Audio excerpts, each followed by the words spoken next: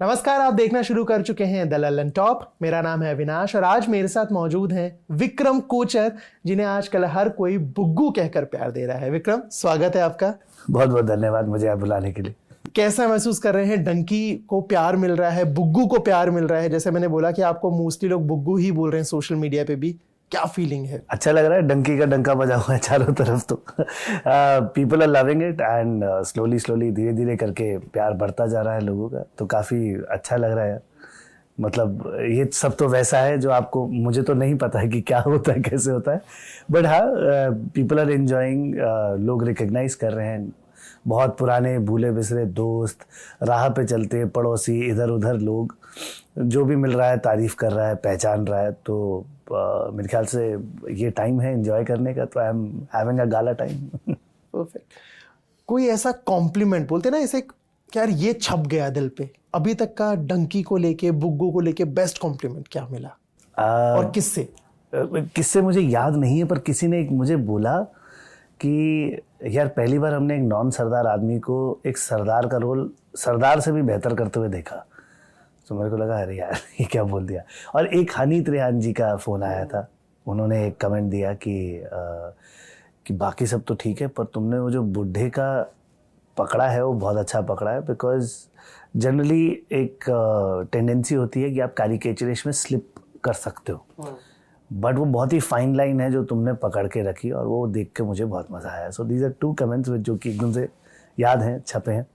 बाकी हाँ, तारीफ़ें और प्यार तो बहुत जगहों पे मिल रहा है एंड हाँ, लोग फोटो वोटो खिंचवाते हैं तो अच्छा ही लगता है। 21 दिसंबर को रिलीज हुई डंकी। 21 दिसंबर से पहले क्या कैसा था और 21 के बाद क्या बदल गया? मैं 21 से पहले मतलब काम तो चल ही रहा था, काम मैं कर ही रहा था।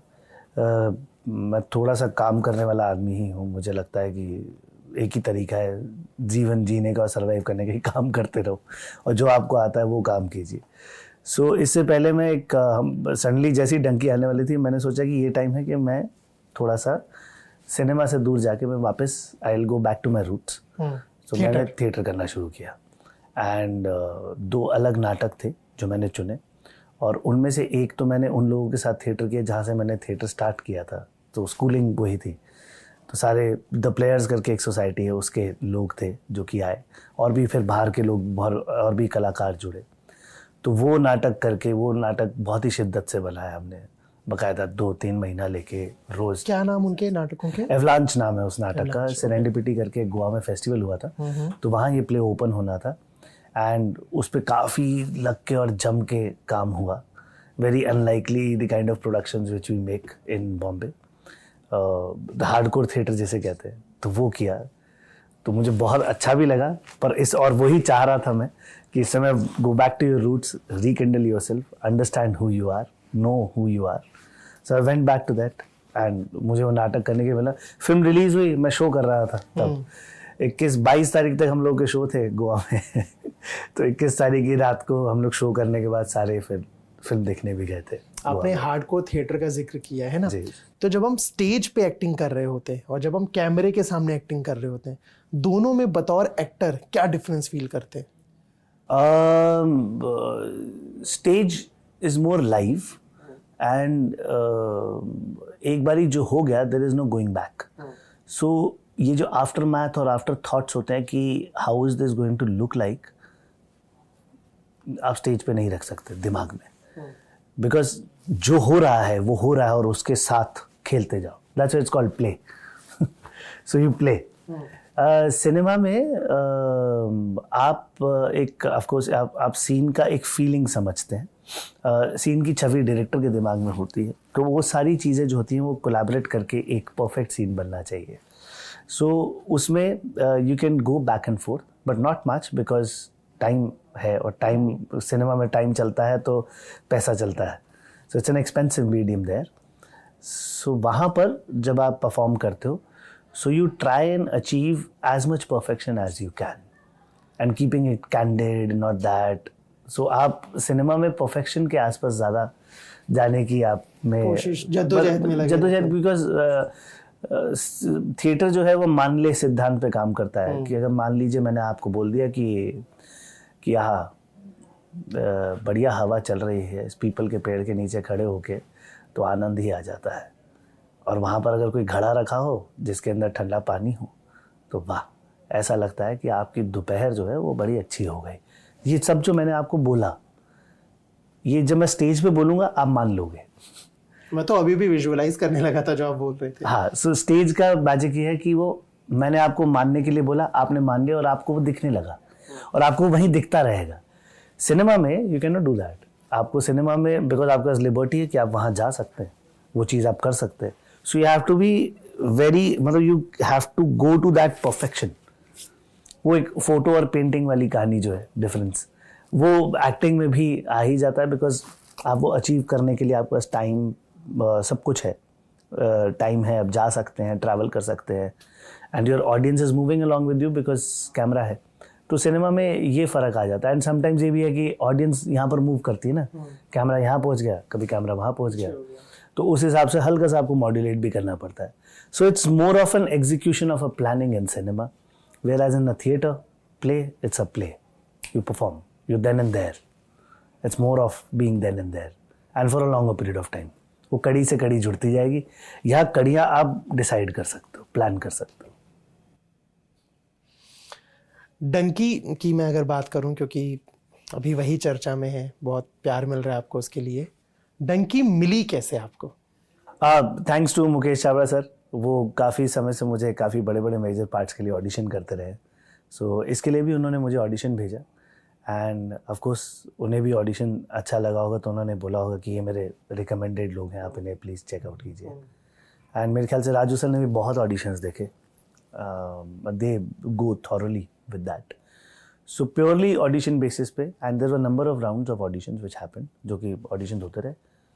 अच्छा, ऑडिशंस का जो प्रोसीजर होता है ना, थोड़ा सा वो बताइए कि जैसे अगर मैं डंकी की ही बात करूं तो इसका ऑडिशन प्रोसीजर क्या था, कैसी लाइंस थी, किरदार का कितना क्या ब्रीफ मिलता था? हाँ, तो शुरुआत में बिकॉज डंकी के स्पेसिफिकेशन पे बात करूँगा तो राजू सर अपनी स्क्रिप्ट्स रिवील नहीं करते हैं इतनी ज़्यादा, बिकॉज वो ऑडियंस के लिए छोड़ देते हैं, वो मज़ा जो है वो किरकिरा नहीं करना चाहते। तो उन्होंने इसी की रेफरेंस के तौर पे एक कोई रिलेटेबल एक लाइंस आई थी हमारे पास लेके, पता नहीं वो किसी कहानी की थी किसकी थी, पर लाइंस थी, एक सीन था हमारे पास आया। तो उस सीन को हमें परफॉर्म करना था जहाँ दो दोस्त हैं और वो कहीं से कुछ मुर्गी चुरा के भाग रहे हैं, तो इस तरीके का सीन था। तो वो सीन हमारे पास आया था एंड मेरे ख्याल से बॉम्बे में बहुत लोगों के पास वो सीन गया। उसमें बुग्गू बल्ली दोनों के ऑडिशंस चल रहे थे। सो मेरे ख्याल से सब ने बुग्गू और बल्ली दोनों के ऑडिशंस दिए ही होंगे। फिर वो उस समय क्योंकि लॉकडाउन ख़त्म ही हुआ था तो घर से, कब की बात है? लगभग 2000 में 2-2.5 साल पहले की बात। ठीक है। सो घर से ऑडिशन करके भेजा और जितना आप कर सकते हो, जितना आप मान लीजिए पटका बांध लिया, दाढ़ी मूछ बढ़ा ली हल्की सी, तो ये सब करके जितना आप कर सकते हो, जितना पॉसिबल नियर बाय रख सकते हो वो करके आपने भेजा। वो भेजा, सीन किया, कोई क्यूज़ देता है और वो भेजा। भेजने के बाद फिर उन्होंने बुलाया, फिर उन्होंने बोला एक बारी और यहाँ देखते हैं, फिर एक बारी और देखते हैं, फिर एक बारी कपड़ों में और लुक टेस्ट में देखते हैं, फिर एक बारी देखते हैं कि क्या दाढ़ी लगाएं कि नहीं लगाएं, कैसे करें। तो धीरे धीरे करके they keep doing number of round with look test and stuff. और वो वैसा ही है कि पिरामिड जैसा है कि अच्छा 100 में से मैंने 10 छाट लिए, 100 में से मैंने 50 छाट लिए, 50 में से मैंने 10 छाट लिए, 10 में से मैंने 5, 5 में से मैंने 3, 3 में से 1। वो वैसे ही हुआ जैसा। ये ऑडिशन प्रोसीजर पूरा चल रहा था तो क्या ये पता था कि फिल्म में शाहरुख खान है और फिल्म राजकुमार हिरानी की है? जी जी पता था। क्या कुछ उसको लेके, मतलब होता है ना कि राजकुमार हिरानी का नाम आते या शाहरुख खान का नाम आते एक अलग ही ऑरा, एक अलग ही जोन में चला जाता है इंसान, तो उसको लेके कुछ नर्वसनेस थी कि यार इनके लिए कुछ अलग करना है, कुछ ऐसा? नहीं, it was more of an opportunity because अभी तक जिस तरह के काम थे वो वैसा था कि ये तो काफ़ी बड़ा है और अगर ये मिल गया तो फिर मज़ा ही आ जाएगा। मतलब इसका क्या होगा नहीं होगा वो बड़ी बात नहीं है, पर यह है कि ये फिल्म हिस्ट्री में याद रखी जाएगी क्योंकि ये जो कॉम्बिनेशन है ये हिस्टोरिकल कॉम्बिनेशन है। तो बहुत सारी ऐसी फिल्में हैं जो कि हिस्ट्री में याद रखी जाती हैं, ये उनमें से एक है। तो आप सिनेमा के सुनहरे पन्नों में कहीं तो दर्ज हो गए। तो उस बात की बहुत ऐसी थी कि अरे यार ये तो कमाल हो गया कि अब आपको प्रॉपर रिकग्निशन और एक्नॉलेजमेंट मिल गया सिनेमा ऑफ इंडिया से। सो आप अब इस सिनेमा ऑफ इंडिया के पार्ट है, हिस्सा है, ये वाली जो फीलिंग है ना कि ओ मेरा भी हाथ रहा इसमें, तो वो शाहरुख खान के साथ पहली मुलाकात? पहली मुलाकात तो खैर मेरी बहुत पहले हुई थी उनसे, 2011-12 में। तो उस समय किंगडम ऑफ ड्रीम्स के वो जंगूरा नाम का एक प्ले करता था मैं दिल्ली में, किंगडम ऑफ ड्रीम्स के वो थे एम्बेसडर थे। तो तब आए थे उन्होंने, शायद हमारा शो वो भी देखा, तो बैक स्टेज पे आए तो सबको हाय हाय करते हुए, एंड देन सडनली उन्होंने देखा तो मेरे से हाथ मिलाया। तो मेरा शो देख रहे थे, मेरे कैरेक्टर पसंद आया होगा, और शायद इतने बहुत सारे डांसर्स थे और उनमें से एक ही एक्टर खड़ा था वहाँ पर, तो उन्होंने हाथ मिलाया, तो मुझे थोड़ी देर के लगा मैं धोऊं कि ना धोऊं हाथ थोड़े इस मोमेंट के लिए लगा, फिर लगा नहीं यार हाथ तो धोने पड़ेंगे बाद में कभी ना कभी तो धोने ही पड़ेंगे पर हाँ, दैट वाज मतलब वो उसी समय ऐसा लगा कि यार ये कितने इंटेंट से देखते हैं। मतलब वहाँ स्टेज पे एक मैं छोटा सा रोल कर रहा था, उन्होंने इंटेंट से देखा, उन्हें इंटेंट से देखकर इसलिए उन्होंने सिलेक्ट किया कि भाई good job, and he said that. So it was that. Shahrukh Khan के बारे में फैन हो गए थे हम तो शाहरुख खान के बारे में कहा जाता है कि वो जिससे एक बार बात कर लेते हैं थोड़ा सा सुकून से, या थम कर रुक कर, वो इंसान उसे याद रहता है। जब दोबारा मिले डंकी के टाइम पे, याद था कुछ पुराना, या आपने कुछ उस वक्त का जिक्र किया? उस समय बहुत सारा नहीं, मैंने जिक्र नहीं किया कभी इस बात के बारे में। अच्छा। और कभी हो भी नहीं पाया वो जिक्र, मुझे ऐसा मौका भी फील नहीं हुआ कि मैं सर को बोलूं। बट हाँ, उस समय मेकअप बहुत अलग था, ऐसे लंबे बाल थे, क्लीन शेव था, थोड़ा पतला था, बच्चा भी था, मतलब 10 साल पहले की बात, और ऊपर से उसमें मेकअप इतना, उसमें क्योंकि जंगूरा में तो बहुत कुछ जिप्सी विप्सी बनाते हैं आपको, ऐसे लंबे बाल कर दिए, कुछ लगा दिए, या कुछ चीज़ें। सो इतने सारे लोगों से प्लस वो मिलते हैं, तो मैं ये भी नहीं सोचूंगा कि मुझे याद क्यों नहीं किया जाहिर सी बात है, इंसान के लिए पॉसिबल नहीं होता है, और वो सही भी है, और कैसे। तो बट इस बारी मैं उनसे नए तरीके से भी मिलना चाहता था, तो मैं नए तरीके से मिला, मतलब खुद में भी डिफरेंस देखते हैं क्या है। इसके पहले जितना मैंने पढ़ा या देखा है, आप उनके साथ, शाहरुख खान के साथ, जब हैरी मेट सेजल करने वाले थे, हाँ राइट जी, क्या मतलब क्यों नहीं वो कॉम्बिनेशन तब क्यों नहीं आ पाया? उस समय मैं इम्तियाज सर से मिला था, मुझे मुकेश सर ने भेजा था, इनफैक्ट शायद चंदन रॉय सान्याल, मैं और शायद एक और एक्टर्स थे जिनको कंसिडर किया जा रहा था, एंड मुकेश सर ने मुझे बोला था बहुत क्लोज कॉल है, अच्छे से मिलना। इम्तियाज सर से मिल के बहुत खुश हो गया, मुझे लगा अरे यार ये तो रॉक स्टार वाले डायरेक्टर, अरे भाई मुझे कुछ होना काम मिले मिल के मजा आ गया भाई, ये हो गया मेरा जिंदगी का सेट हो गया मामला। तो सर इतना ही काफ़ी है। तो शायद वो एक्साइटमेंट और एंथुजियाज्म मैंने इतना दिखा दिया था उस समय कि सर को लगा ये मुझसे मिलके इतना खुश हो रहा है, तो पता नहीं शाहरुख सर के सामने खड़ा भी हो पाएगा कि नहीं।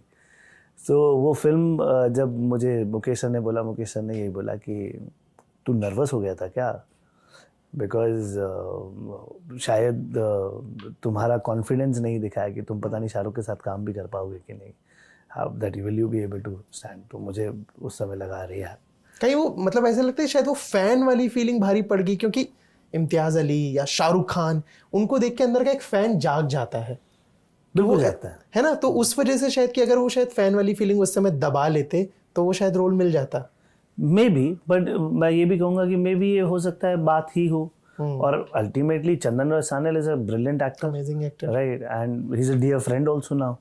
अब तो हम लोगों ने आश्रम भी किया साथ में, अब तो मुझे और पता लग गया कि बहुत ही बढ़िया एक्टर है। एंड रही हम दोनों की बात, तो मतलब वो किसी को भी लेते तो वो फिल्म के लिए सही डिसीजन ले रहे थे, एंड उन्हें एक को चूज करना था, तो उन्होंने एक को चूज किया, उन्होंने भी शॉर्टलिस्ट करके आप उन दोनों पे पहुंचे, और पिरामिड वाला हिसाब किताब है, आप कहीं तो पहुंचे थे। तो उन्होंने भी आपके सीन्स को देख के चूज किया होगा ना कि अरे हाँ यार इसको मैं मिलता हूँ, and then whatever he felt according to his film, they free, पर फिल्म मेकर्स हैं, they free to take anyone, तो उन्होंने उनको चूज किया। पर हाँ, मुझे खुशी इस बात की है कि फिर मुझे जो अगली बड़ी फिल्म मिली है वो शाहरुख सर के साथ ही मिली है, तो मैं अपने दिमाग में इस लॉजिक से तो खैर जीत गया। अगर मेरे मन में कभी भी कोई ऐसा कॉम्प्लेक्स पैदा हुआ कि मैं कॉन्फिडेंट इनफ नहीं रहूँगा किसी बड़े स्टार के साथ काम करने के लिए, सो उस कॉम्प्लेक्स से मैं थोड़ा उभर गया, अगर वो था आया भी होगा अनजाने में। तो इस बार जब शाहरुख से मिले तो वो एक्साइटमेंट दिखाई थी या अंदर थोड़ा सा रोक लिया था कि नहीं दिखाई थी अंदर तो फूट रहे होंगे बिल्कुल लड्डू। हाँ, तो वो जिटरी विटरी होता था, लेकिन नहीं, शायद राजकुमार सर से भी मिले, राजकुमार रानी जी से भी मिलके ऐसी लगा जिटरी विटरी होता था, समझ में नहीं आता था क्या बात करूँ क्या नहीं करूँ। तो ऐसा लगता कि बेवकूफ़ी वालों के सवाल तो नहीं पूछ रहा हूँ या कुछ तो नहीं, मतलब शांत रहो, अभी शांत रहो, पढ़ते रहो, पहले अपने बैकग्राउंड पे काम करो, समझो चीज़ें, फिर कोई सवाल आएगा तो पूछना। तो हाँ, पर वो फैन वाली चीज़ तो आज भी है। मैं अभी मिलता हूँ तो मैं बिल्कुल ऐसा सावधान में आ जाता हूँ, आर्मी स्कूल से हूँ ना, तो सावधान की पोजीशन आ जाती है, तो ऐसे वाला जाता है, यस सर सर, पर सर ही निकलता है फिर ज़बान से। तो हाँ है वो, that happiness to meet them would never go, because मिलने के बाद तो और ग्रेट लगने लगे हैं लोग यार actually. And what an opportunity which Mukesh sir, Rajkumar sir, Shahrukh sir has provided me, so I am really happy. अभी हम लोग भी इंटरव्यू शुरू होने से पहले बात कर रहे थे और आपने भी कुछ इंटरव्यूज में बात करी मन्नत की। जी, थोड़ा सा बताइए, उस सिक्योरिटी वाली चीज़ नहीं, अरे यार वो नहीं, उसके अलावा जैसे शाहरुख आई थिंक बहुत टेक फ्रेंडली हैं, बहुत गैजेट लवर हैं, तो रोबोट्स वगैरह का आपने भी जिक्र किया था एक आध इंटरव्यूज में। हाँ सर बात कर रहे थे, बिकॉज हमारे एक डीए हैं, उनकी हस्बैंड है जो राजू सर के डीए हैं, उनके हस्बैंड जो हैं वो रोबोट्स, मतलब वो इंजीनियर है आईआईटी से, and he works in a company जो रोबोट्स बनाती है। वो बच्चों के लिए जो रोबोट्स आते हैं, now they are grading slowly, because that's the way ना, आप थोड़ा लोअर लेवल फिर आप शुरू करते हैं धीरे धीरे, बन तो बहुत हाई एंड के रोबोट्स चुके हैं, बट सोसाइटी को टेक्नोलॉजी के साथ एक्विंटेंस धीरे धीरे वो टाइम होने में टाइम लगता ही है। सो तो वहाँ पर वो सर बात कर रहे थे, इशिता नाम है उनका, इशिता से बात कर रहे थे, एंड उनके ऐसे जो भी ड्राइंग रूम था, हॉल था, उसमें ऐसे चारों तरफ किताबें और कुछ क्या कहते हैं, एंटीक्स वगैरह, या little show pieces which are, तो वहाँ पर रोबोट्स भी थे। तो सर बता रहे थे कि that I am very fond of all these robots, and उन्हें टेक्नोलॉजी वगैरह चीज़ें बहुत पसंद है। नई टेक्नोलॉजी जब आती है तो I think he is very gadget सेवी तो नहीं कहूँगा, बट टेक सेवी तो हैं काफ़ी, तभी तो इंडिया के बेस्ट VFX की कंपनी उनकी है, and he knows in and out about it, and वो काफ़ी इंट्रीगिंग चीज़ है, काफ़ी बढ़िया चीज़ है वो, मतलब काफ़ी दिमाग लगाने वाली चीज़ है। आई थिंक वेयर एवर जहाँ पर भी इंटेलिजेंस का इस्तेमाल होगा और वो बॉलीवुड से लेने वाली चीज़ होगी, शाहरुख सर उसमें सबसे टॉप पे होंगे और वो इन्वॉल्व होंगे ही। So that is something, and he is very progressive also. जब शाहरुख से मिले, जब हिरानी से मिले, आपके किरदार का ब्रीफ कैसे मिला? क्योंकि बहुत ही सिंपल सा क्यूट सा इंसान है जो सिर्फ हाँ हाँ हाँ कर रहा है, बहुत ज़्यादा चीज़ों में नानुकुर नहीं करता है, तो ये कैरेक्टर आपको कैसे ब्रीफ दिया गया, मतलब कैसे, और आपने कैसे अडेप्ट किया? और कुछ ऐसा जो आपने खुद से इनपुट डाला हो, जैसे की बात की हो कि इस किरदार में ये थोड़ा जोड़ते हैं, क्योंकि थिएटर के आप पुराने खिलाड़ी रहे हैं, तो उससे कुछ चेंज? राजू सर ने जब कैरेक्टर के बारे में बात करी थी तो काफ़ी कुछ एक्सप्लेन किया, एंड टू दी इफ़ेक्ट कि वो क्या मिलना चाहिए, क्या होना चाहिए। एंड एक्टर का काम जो है मेरे ख्याल से, आपको क्या आउटकम चाहिए वो हमें समझ में आना चाहिए। अगर वो समझ में आएगी तो उसके बाद आउटकम कैसे निकालना है उसका प्रोसेस अलग ही होता है, क्योंकि आप इमोशनल फील करें तो इस आदमी को कुछ ऐसा करना पड़ेगा जिसकी वजह से आप इमोशनल फील करें, लेकिन मैं इमोशनल फील करके सीन नहीं कर सकता, because that is the outcome of the whole scene. तो मेरे को अपनी बैकग्राउंड स्टोरी और बैकड्रॉप पे ये चीज़ें चाहिए होंगी। तो the kind of actor what I am is, मैं समझता हूँ कि मैं एक कारपेंटर हूँ, लकड़ी प्रोड्यूसर की है, ठीक है, और डिज़ाइन डिज़ाइनर का है, डायरेक्टर का है बेसिकली। तो आप मुझे बोलो कि इस पर ये कार्व कर दे, एंड मुझे इस तरह की नक्काशी इस पे चाहिए, तो मैं इसको, वो मेरी प्रैक्टिस और मेरे उस हाथ पे है कि मैं उसको कैसे काटता हूँ। डिज़ाइन आपका होगा, मुझे समझ नहीं आ रहा क्या है, आपने बोला इसको ऐसे काट दे, मैंने ठीक है ऐसे काट देता हूँ। अब वो कैसे अच्छे तरीके से कटेगा ताकि स्मूथ लगे और उसकी इवन क्वालिटी रहे, वो मेरा काम है। तो मैं हमेशा से एज एन एक्टर अपने आप को एक कारपेंटर के तौर पे ही रखता हूँ। तो ये एक सिनेरियो है जिसमें it's a marriage of lot many things. तो मुझे खुद भी दिमाग में नहीं होगा कि मैंने क्या चीज़ें डाली होंगी, और मुझे हमेशा ये लगता है मुझे वहाँ से जो इनपुट मिला मैंने उसको रिस्पॉन्ड किया। So whatever Buggu's character is, it's all inputs which I have got from Raju sir and sometimes from Shahrukh sir. इनकी इनपुट्स ही थी जिनको रिस्पॉन्ड करके वो कैरेक्टर बना है। यस, आप कनेक्शंस बनाएंगे, चीज़ें करेंगे, अब वो आपकी स्किल है कि आप उसको प्रोड्यूस करेंगे। अब उन्हें चाहिए कि भाई ये किडनी वाला सीन फनी होना चाहिए, राइट, एंड ऐसा लगे कि वो रियल भी हो, ओवर द टॉप ना जाए, but you should by showing 3 organs, third organ should be that, ज़्यादा दिमाग ना लगाइए, एंड उसकी एक सीक्वेंस बननी चाहिए जिसका ग्राफ बनना चाहिए। तो ठीक है, अब उसके बैकड्रॉप पे मुझे क्या क्या सोचना है, कैसे कैसे सोचना है, क्या क्या मेरे को सबटेक्स्ट लिखने हैं, वो मेरा काम है, वो मुझे डायरेक्टर नहीं बताएगा। तो वो it's a marriage of both the things, how it happens. तो ये कहना बहुत मुश्किल है मेरे लिए अविनाश कि कौन सी मेरी इनपुट थी, कौन सी सर की इनपुट थी। I think it's a very collaborative work which has happened, and शायद इसलिए हम लोगों की अंडरस्टैंडिंग एक दूसरे के साथ बहुत अच्छी है और बड़ा मज़ा भी आता है हम लोगों को। So Raju sir, I enjoy Raju sir जब डायरेक्ट करते हैं तो वो बताते हैं, मतलब लो अब उन्होंने फिर बताया, मैं लो आपने बोला हमने दे दिया, आपने बोला बस फटाफट दिमाग में सेटल करके लो एग्जीक्यूट करता हूँ। अभी आपने फिल्म के वो किडनी वाले सीन का जिक्र किया, तो फिल्म का कोई ऐसा सीन जिसमें सबसे ज्यादा रेटेक लिए गए हो और बतौर एक्टर आपको लगा हो कि अविनाश ये सबसे ज्यादा चैलेंजिंग या ये सबसे ज्यादा मजेदार था? Under water sequence.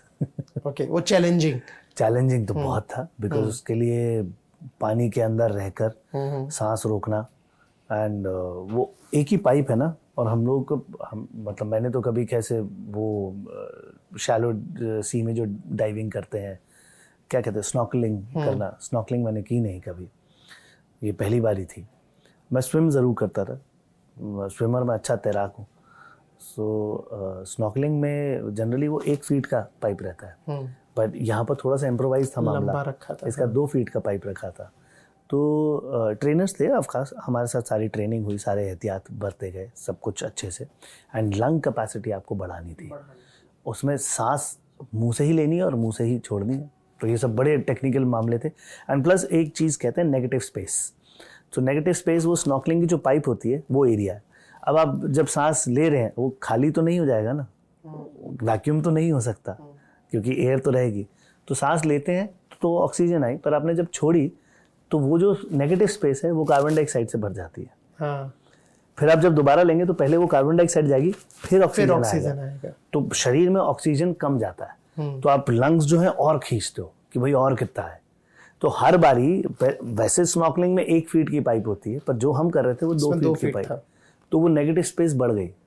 तो यानी जो कार्बन डाइऑक्साइड नॉर्मली स्नॉर्कलिंग में जाती है आपके शरीर के अंदर, ये डबल उससे ज्यादा जा रही थी, डबल हो गई थी इनफैक्ट। प्लस जब स्नॉर्कलिंग करते हैं उसके ग्लासेस होते हैं, तो वो क्या है आपके देखने में विजिबिलिटी के लिए वो करेक्ट कर देता है, क्योंकि पानी डेंसर मीडियम है, तो डेंसर मीडियम में आप वो धुंधला दिखेगा, पर वो करेक्ट कर देता है। यहाँ बिना चश्मे वो भी नहीं था। एंड प्लस हम लोग जो शूट कर रहे थे क्लोरीन वाले पूल्स हैं जिसके अंदर आप करेंगे, वो 20 फीट गहरा पूल है जिसके ऊपर एक प्लेटफॉर्म बनाया, 7-8 फीट की डेप्थ पे रख के आपके ने हमको स्विम कराया, हमको वो करवाया। तो ये चीज़ें थी, एंड स्नॉर्कलिंग की प्रैक्टिस होती थी, बहुत चीज़ें होती थी। और वो फिर अंदर बैठे हो तो बैठे हो, बिकॉज एक बार ही सीन लगा और आप अंदर हो, सांस ले रहे हो, एक जना करेक्ट हो गया, दूसरा करेक्ट हो गया, फिर तीसरा करेक्ट हो रहा है, उसको अपनी पोजीशन बताना। पानी में कंट्रोल तो है नहीं। आप बॉडी कभी इधर जाएगी कभी उधर जाएगी, फिर आपके गोताखोर हैं जो आपको बचाने बचने के लिए इधर उधर खड़े हैं, फिर उनको फ्रेम से बाहर करना, फ्रेम सेट करना, बहुत सारे झंझट होते हैं। और उस इतनी सारी चीज़ों में एक्ट करना, अब दिमाग इसमें भी लगाओ कि सीन है, डर है, गोलियां चल रही है, तो ये भी दिखाना है, और यहाँ पर चलो भाई सांस ले पा रहा हो कि नहीं ले पा रहा हो। तो वो ऊपर नीचे दाएं बाएं करके it was such a difficult. Real में भी किया, फिर उसको थोड़ा सा हमने VFX में भी किया, बिकॉज बहुत ही typical under water sequence, it's not a very simple under water sequence as any other film will have. ठीक है, यहाँ पर तो इम्प्रोवाइज्ड तरीके से आप पानी के अंदर थे, and reality we did that. मतलब सच बोलते कि पूरी रात आपको पानी के नीचे चलना है, हम लोग 10-10, 15-15 मिनट तो चलने की प्रैक्टिस हमने कर ली थी, we started with little things, मतलब कि 5 स्टेप चले बाहर आ गए, पर उसके बाद भी हमने पूरा लोड बांध के, बिकॉज पैर जमीन पे टिकने हैं, पानी में तो ऐसे ऐसे जाएंगे ना आप, फ्लोट होंगे, तो आपको वेट्स बांधे जाते थे। तो अगर एक बारी पाइप गई या पाइप में ऊपर से पानी आ गया, ऊपर आना भी मुश्किल तो पानी आता था सीधा लंग्स में जाता था, तो कैसे जाओगे ऊपर, क्योंकि वेट्स हैं बंधे हुए।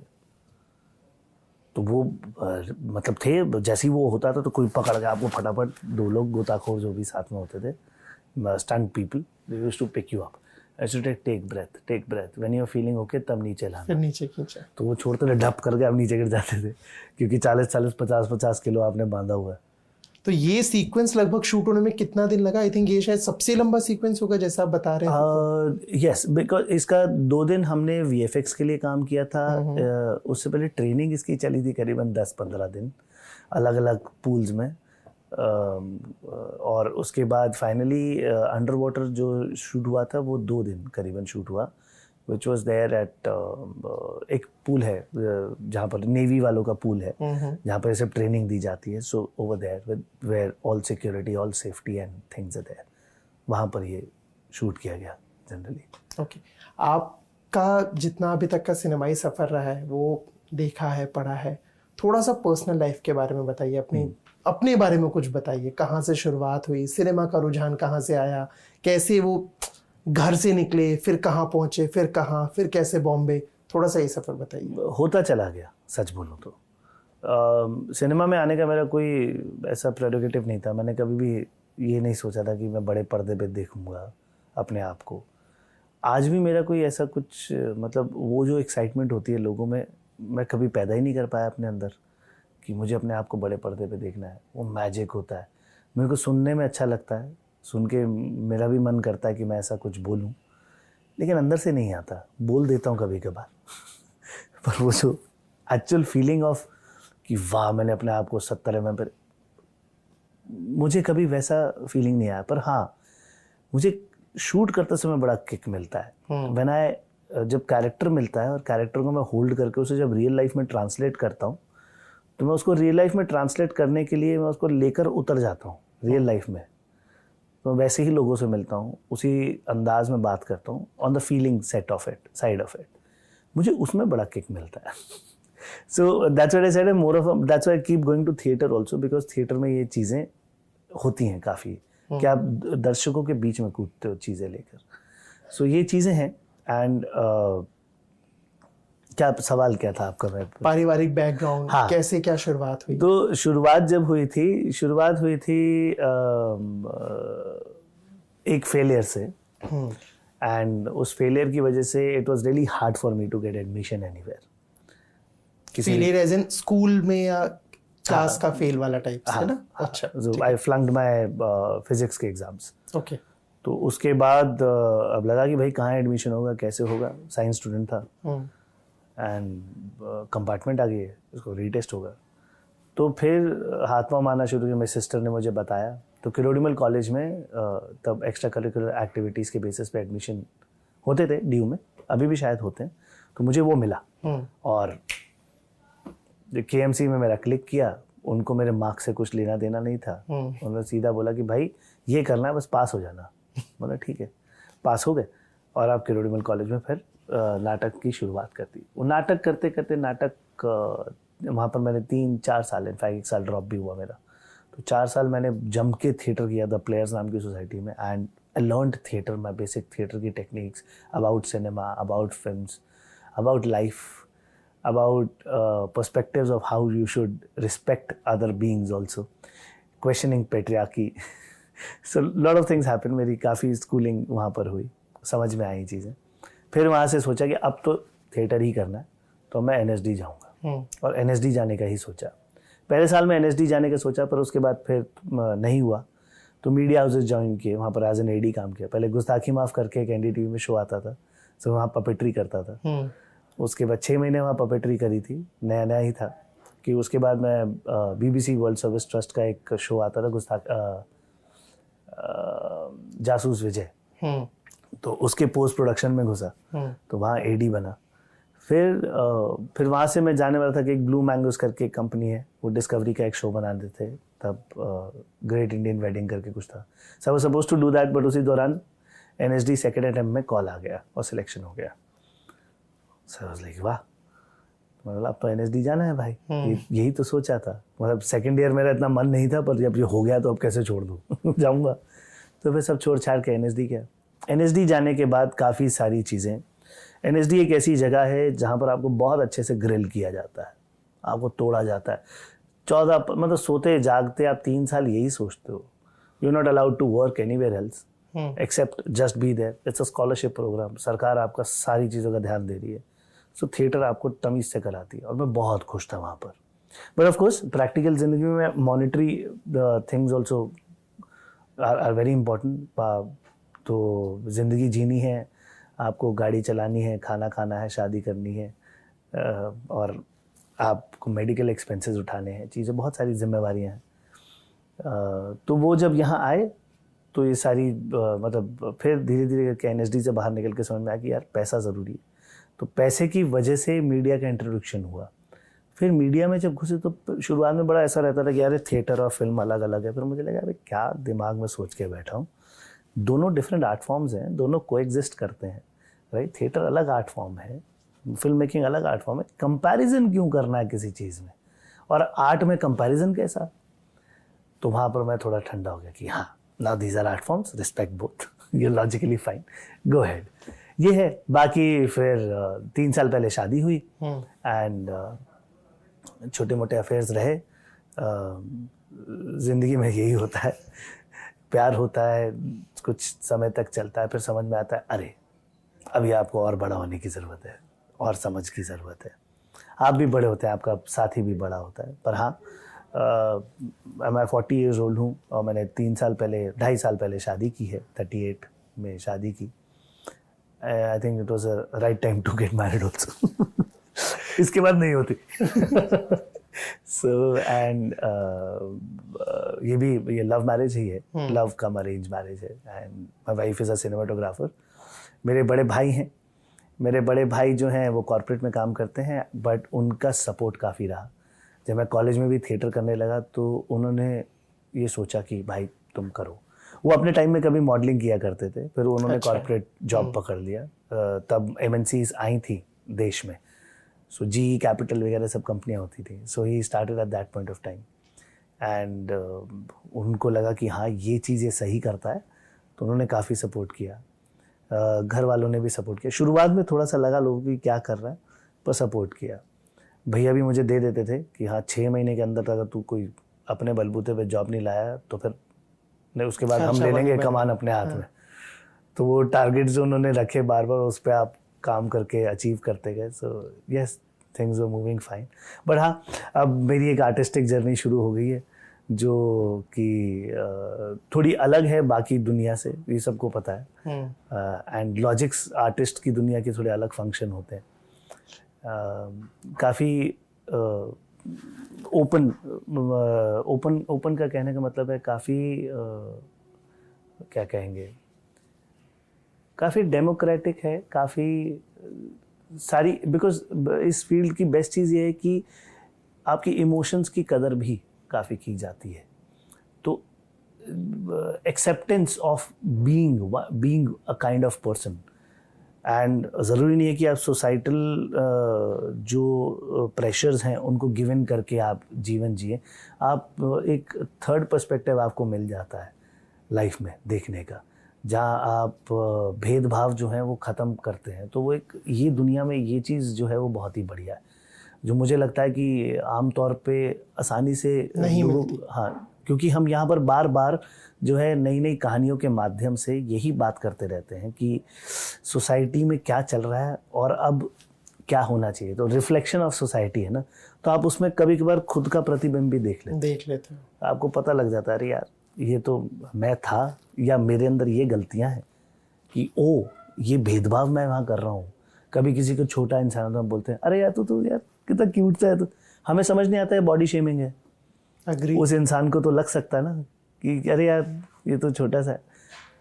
तो ये इस तरह की चीज़ों के साथ आप अवेयर होते हैं, मोर सेंसिटाइज होते हैं, विच आई थिंक हकीकत में कोई ऐसा कभी वाकया हुआ जहाँ पे किसी किरदार के माध्यम से आपको ये समझ आया कि नहीं यार ये चीज़ तो मैं गलत कर रहा था, या उसको मैंने ऐसा बोला था, नहीं बोलना चाहिए था? हाँ, बहुत बारी।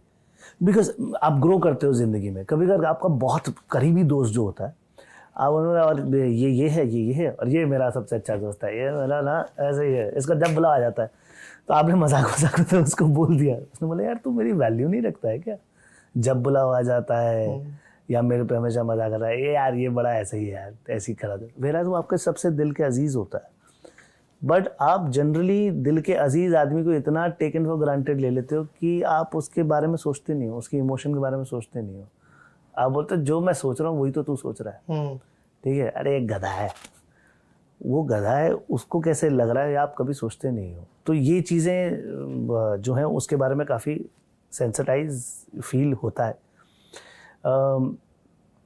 पेट्रियार्की के बारे में काफ़ी समझ में आता है, बिकॉज हम चाहकर भी हमारा समाज जो है वो पुरुष प्रधान समाज है, और वो इतना हार्डकोर घुसा हुआ है कि हम उसे समझ लें इस एरा में, तो वो अभी इतना काफ़ी है। I think generations to come शायद दे विल चेंज, बिकॉज आप अपने को बदलेंगे तो धीरे धीरे करके फिर शायद आपकी आने वाली जनरेशन बदलेगी, पर बहुत मुश्किल है। वो एक सिनेरियो है। कब और ऐसे मतलब ये फील होता है जो बोल रहे हो अभी आपके, ठीक है, ये जो बोलते हैं ना पितृ सत्ता है नॉल, उस हिसाब से जो चीज़ें हैं, बहुत सारी छोटी छोटी चीज़ें हैं, जैसे कि मतलब सच बोलूँ तो कि आपके घर पे जैसे फॉर दैट मैटर खाना बनाने का सेटअप अब बचपन से आता है खाना बनाना। लॉकडाउन ने तो और सिखा दिया, ठीक है। In fact lockdown was such an eye opener कि हेलो, जितने इंसान तुम हो उतने इंसान दूसरा भी है। पर घर पे हमेशा मम्मी खाना बना के देती रही, ठीक है, क्या खाएगा बेटा, ठीक है, कहाँ जा रहे हो, हम वैल्यू कर, हमको ये समझ में आ गया कि हमको ये सब चीज़ें वैल्यू करनी चाहिए, चलो हम रिस्पेक्ट दे देते, इतना तक तो इस जनरेशन तक समझ में आ गया है। लेकिन भाई हेलो, आज भी तुम्हें जब खाना बनाना होता है तो किचन में जाने के लिए तुम्हारे पैर अभी भी आलस वाले होते हैं। अग्री। वेराज एक लड़की के पाँव अमूमन, मैं ये नहीं कह रहा हूँ कि this is the normal thing, but अमूमन ये देखा जाता है कि अब गर्ल इन द हाउस बोले चाय पियेंगे, चाय ले आते हैं, a girl in the house will go inside the kitchen and will make tea. मैं उसके खिलाफ नहीं हूँ, पर मैं बोल रहा हूँ कि मेरे पाँव में आलस क्यों आता है। एक वो भी चीज़ है ना जो आमतौर पर सोची बोली या देखी जाती है कि एक लड़की अगर जॉब कर भी रही तो वो आके घर पे खाना बनाएगी, लेकिन लड़का अगर जॉब कर रहा है तो आके आराम करेगा। And it's a normal thing. वो शायद उनके बीच में समझौता भी है, बट वो समझौता आपके आने वाली जनरेशन में ट्रांसलेट होगा। ट्रांसलेट होने के बाद वो समझौता उसने तो नहीं किया था ना, उसके लिए तो प्री टेक्स्ट बन, उसके लिए तो वो टेम्पलेट बन गया, अब इसको ही फॉलो कर कि यही है, ये नॉर्म बन गया एक। आप बनाते हो खाना अपने घर पे? हाँ बनाता हूँ, पर वही है, मैं भी झगड़ रहा हूँ, मन तो नहीं करता सच बोलूँ तो। लेकिन हाँ अविनाश की कोशिश करता हूँ कि मैं भी बनाऊँ, पर यह भी है कि मेरी वाइफ जितना स्वादिष्ट खाना बनाती है उतना मैं नहीं बनाता। पर हाँ बॉम्बे में तो हम लोग फिर भी मेड्स भी रखते हैं खाना वाना बनाने के लिए, ये भी है। अभी हाल फिलहाल में पिछले 1.5 महीने से नहीं है, मैं ढूंढ रहा हूँ तो यही खाना बना रही हैं। पर हाँ ये सिनेरियो है, ये थोड़ा सा लगता है कि यार कहीं तो थोड़ा सा गलत है, लेकिन ठीक है, चलने दो, ठीक है। हाँ मतलब स्लोली इट विल चेंज। थोड़ा सा एनएसडी पे वापस चलते हैं जी। आपने बोला कि एनएसडी में मॉनेटरी बेनिफिट मिल जाता था, तो कितना रुपए तक मिलता था अगर उस समय की बात करो? जब मेरे टाइम पे 6,000 की स्कॉलरशिप थी, 6,000 नहीं थी, 6,000 मंथली नहीं, मेरे टाइम पे 3,000 रुपए महीने मंथली थी। अब उसमें से वो हमको सरकारी मुआवजे के हिसाब से हमको रहना, हमारा लंच डिनर, ये सब ब्रेकफास्ट लंच डिनर, ये अच्छा 3,000 प्लस ये चीजें? नहीं 3,000 पर हेड पर मंथ आपको स्कॉलरशिप ग्रांट होती है। तो ये लोग एनएसडी एज अ बॉडी उन्होंने हॉस्टल्स हायर किए हुए हैं, तो वो हॉस्टल की सफाई, आपको एक चादर, एक तकिया, ऐसा, ठीक है, अलमीरा, कूलर, ये सब देती है। एंड देन बिजली खर्चा, पानी, खाना, 3 वक्त का खाना, और ये सब कर करा के वो 3,000 में से वो एक पैसा काट लेती है। सो वो जो 3,000 में से पैसे करता है उसमें कुछ 1,500 से 1,200 के आसपास आपको स्टाइफन फिर मिलता है, क्योंकि इस सब का वो सब्सिडाइज। अच्छा, लगभग मतलब टोटल अमाउंट 3,000, उसमें से इन सब चीजों को लगभग 1,200-1,500 रुपए काट के बचा हुआ आपको दे देते हैं। उस बचे हुए अमाउंट में फिर वो आपको पॉकेट मनी मिल गई एक तरीके की, आप उस स्टाइफन से जो मर्जी करें, क्योंकि खाना वाना रहना तो सब वही है। करेक्ट, ठीक है। एनएसडी में जैसे आपका भी वहाँ का सफर रहा है, बहुत सारे सिनेमा, हमारी आज की जो सिनेमा इंडस्ट्री है, हमारी इंडस्ट्री, उसमें बहुत सारे एनएसडी के लोग हैं। तो जब एनएसडी में पढ़ रहे थे, जब वहाँ पे क्लासेस जा रही थी, थिएटर चल रहा था, तो कुछ ऐसा होता था कि यार ये सीनियर है, इनसे बात करके देखें क्या, यार एनएसडी के अंदर का माहौल कैसा है। जो शाहरुख खान एनएसडी के वहाँ उनके कैंटीन थी, तो ये सब चीजें वहाँ पे अंदर का माहौल कैसा है? काफी क्रिएटिव है, मतलब सच बोले तो you are bombarded with so much work, और इतना कुछ एक्सप्लोर करने के लिए आपको मिलता है। तो पढ़ाई करो, किताब एक पढ़ो, कुछ एक्सपेरिमेंट करना है तो करो। तो एक फॉर्मेट भी नहीं है ऐसा कि आप, ज़रूरी नहीं है कि आप सिर्फ थ्योरी करते रहें।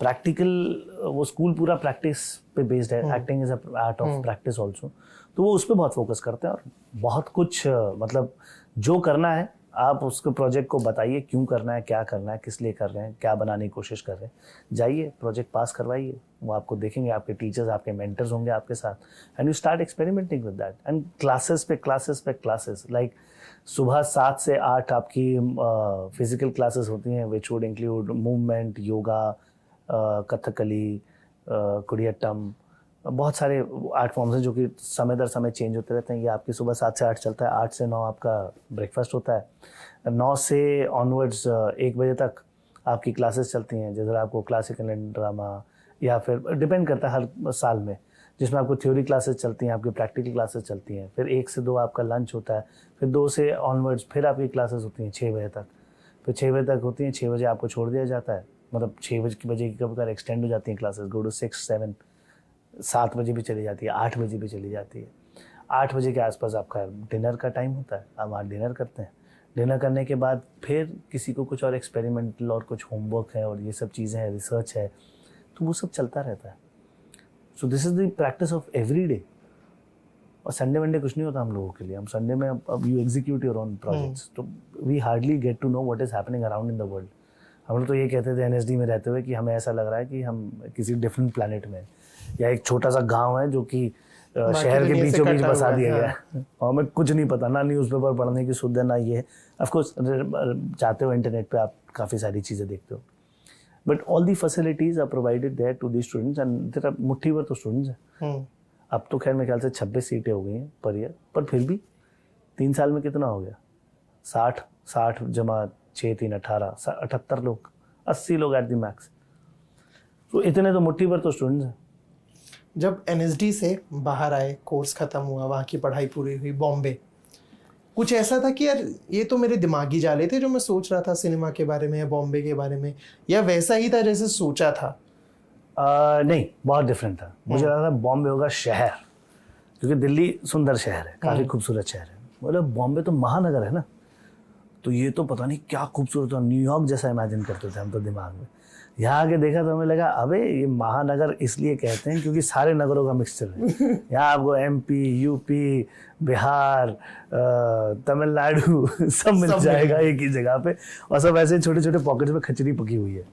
फिर ये नहीं पता था कि इतनी भीड़, इतने लोग, तो ऐसा लगता था यार कहाँ हैं ये लोग, कहाँ रहते हैं, इतनी भीड़ कहाँ जा रही है लोकलों में इतना भर भर के। सो काफ़ी कंजेस्टेड शहर है।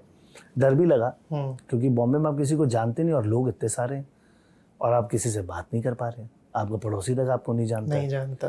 वेराज दिल्ली और बाकी किसी शहर में भी चले जाएं तो हर कोई लेंगे, हाँ जी कहाँ से आ गए, हाँ अच्छा क्या करते हो, अच्छा यहाँ रहने आए हो, ये सब पूछ लेंगे। यहाँ कोई नहीं पूछता।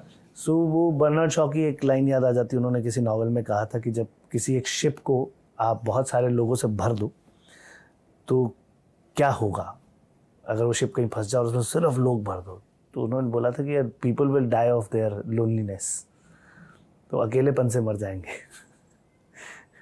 तो वो जो बात है वो यहाँ पर आके एकदम से महसूस होती है।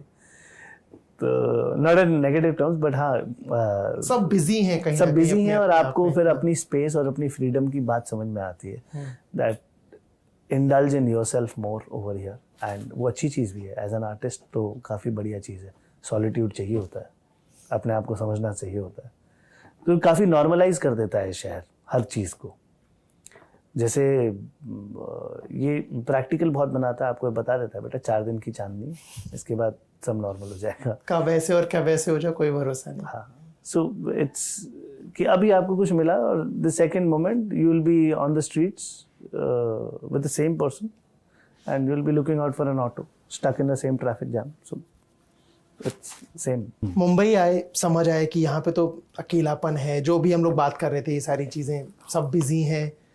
यहाँ पे फिर सिनेमा की जर्नी कैसे शुरू हुई ऑडिशंस वगैरह कैसे मिले कैसे लोगों को अप्रोच किया या मैं कहूँ जो एनएसडी के सीनियर्स थे बहुत रहे हैं अच्छे अच्छे मुकाम पे हैं उनसे कुछ मदद मिली उनसे कोई कांटेक्ट रहा कुछ ऐसा व्हाट्सएप ग्रुप वगैरह या कुछ भी किसी भी तरह का मदद कांटेक्ट। मुझे लगता है बॉम्बे इस मामले में बहुत सही है कि यहाँ जो मदद मेरे ख्याल से आपको अपनी मदद खुद करनी पड़ती है और इतने सारे लोग हैं कि आप यहाँ मेहनत करोगे तो आपको रिटर्न मिलेगा ये बिकॉज लोगों के पास टाइम नहीं है लोगों के पास टाइम नहीं है ये जानने के लिए कि आप कौन हो क्या हो या आप मेरे रिश्तेदार हो या कुछ हो तो वो टाइम नहीं है लोगों के पास आपको आपका काम आता है ना वो देखेंगे और फट से इसलिए चोरी चकारी नहीं है आप देखिए ना शहर में नहीं है क्योंकि for them time is very constant time is very moving fast और वो हर मोमेंट को ना काम में बिताना चाहते हैं विच इज़ बहुत बढ़िया चाल है बॉम्बे की ये सब चीज़ें जो है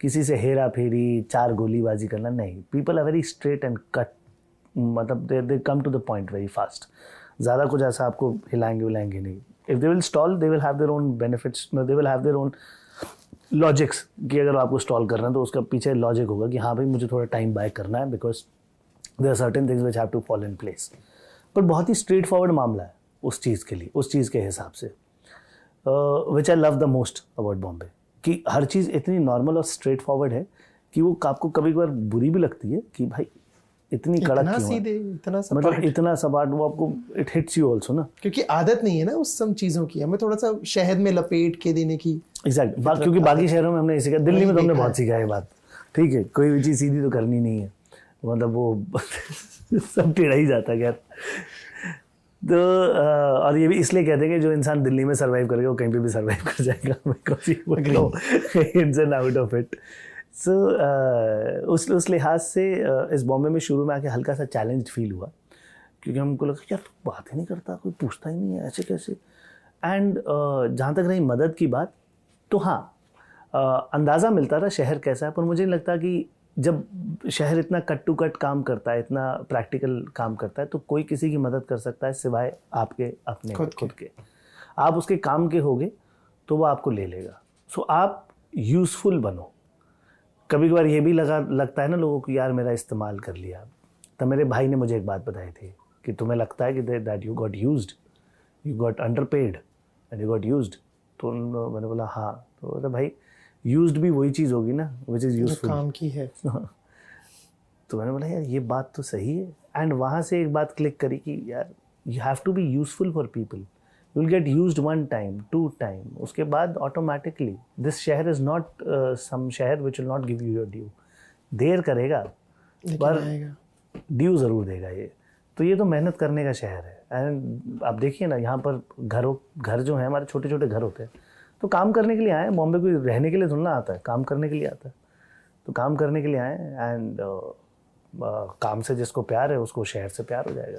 जैसे हम लोग या आमतौर पे क्या होता है कोई कॉलेज का सीनियर होता है तो निकलता है तो कोशिश करता है ना बात करने की कि सर कुछ हो तो जगह कोई वैकेंसी हो कुछ हो तो एज एन आपकी अगर जर्नी जो रही उसमें आपने अपनी तरफ से कोशिश की किसी एनएसडी के सीनियर से बात करने की? हाँ किया बहुत लोगों ने मदद भी करी अलग अलग तरीके से मदद करी किसी ने बता दिया कि यहाँ जाके मिल लो इनसे मिल लो किसी ने बोल दिया अच्छा 4 दिन तेरे पास जगह नहीं है मेरे पास आके रह ले तो उस तरह की मदद हुई ज़रूर हुई मैं भी करता हूँ कोई आता है कोई मेरा दोस्त यार आता है मैं भी बोलता हूँ हाँ भाई आया है चला जा तेरे को है मैं महीने भर के लिए तो you can stay with me but we have small places पर इतना ही कर पाऊँगा तो ये चीज़ें हुई हैं सो बट अल्टीमेटली करना आपको ही पड़ेगा।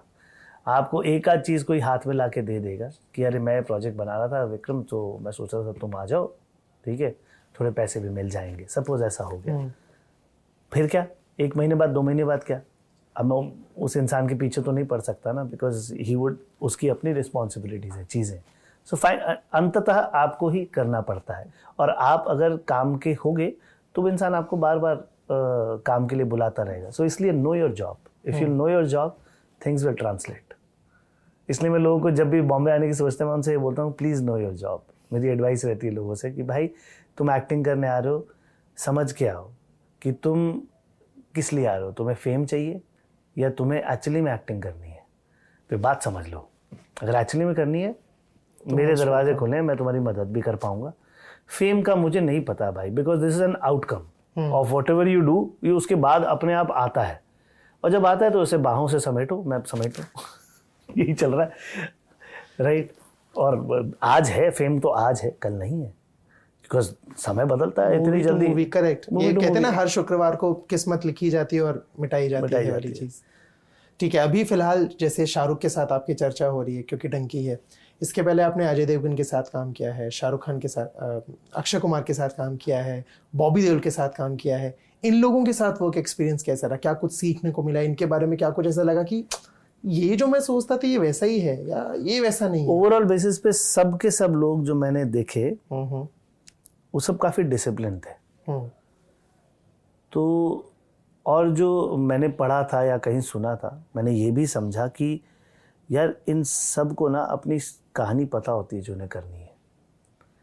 बहुत सारी चीज़ें हैं, बातें हैं हवा में, सबके अपने तरीके हैं of doing their work, and when they translate it on the screen, वो ऐसे नहीं ट्रांसलेट कर देते, वो किसी वजह से हैं जहाँ वो है। वो वजहें ये नहीं हल्की पुल्की नहीं है, ऐसी ख्वाब में लाई हुई नहीं है, उसके लिए पीछे कड़ी मेहनत है। Be, every one of them is physically very fit. ये सब बहुत मेहनत करते हैं अपने शरीर पे, एक्सरसाइज करते हैं और सही माहौल में रहते हैं, सही लोगों के साथ उठते बैठते हैं, ठीक है, इंटेलिजेंट बातें करते हैं।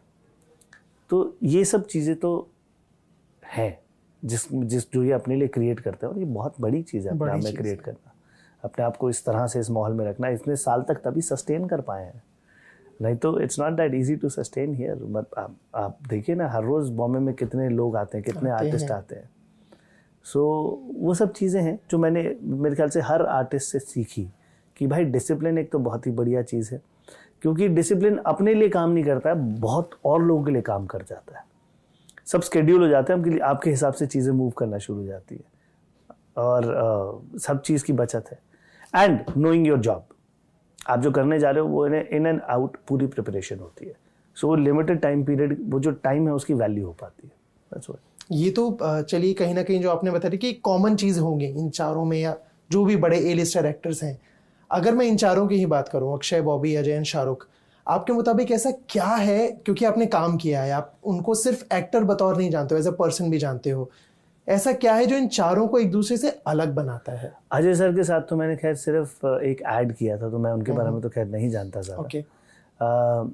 बॉबी सर जो हैं, बॉबी सर बहुत ही कंपैशनेट हैं, और ही इज़ मतलब बहुत दिल वाला आदमी, बहुत ज़्यादा। एंड अभी एनिमल पे कुछ बात हुई? जब एनिमल पे कोई बात नहीं, बिकॉज उसके बाद वो काफ़ी बिजी रहे। अच्छा। और जब उनका एनिमल खत्म हो तो हम डंकी में बिजी रहे, तो मैंने अब वैसे भी कॉल नहीं कर पा रहा हूँ। सो पर हाँ, एनिमल का जब ट्रेलर आया था तब मेरी उनसे बात हुई थी, एंड बड़े प्यार से, जब मेरी शादी भी हो रही थी इनफैक्ट उनका एक अलग से मैसेज आया। सो ही इज़ समबडी जो कि बहुत प्यार देने वाला इंसान है, and he is like all heart boy, that kind of a man he is.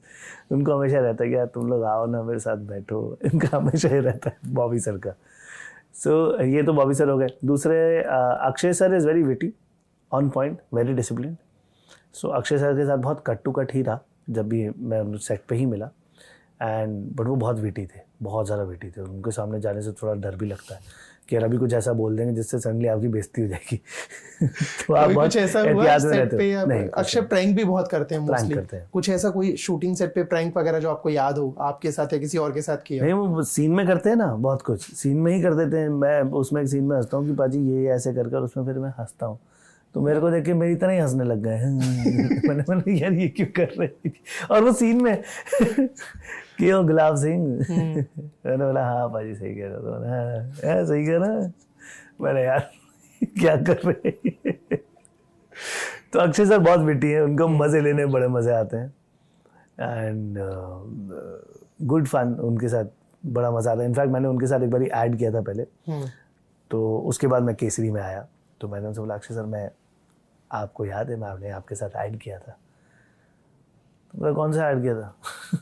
तो मैंने बोला कि sir hair colour streaks hair colour का एक ऐड किया था। तो अच्छा तो क्या था? मैंने सर उसमें बॉम्ब स्क्वाड था और आप 3 लड़कियों के साथ बंधे हुए थे, बॉम्ब लगे हुए थे। तो अच्छा तू क्या कर रहा था उसमें? बॉम्ब लगा रहा था?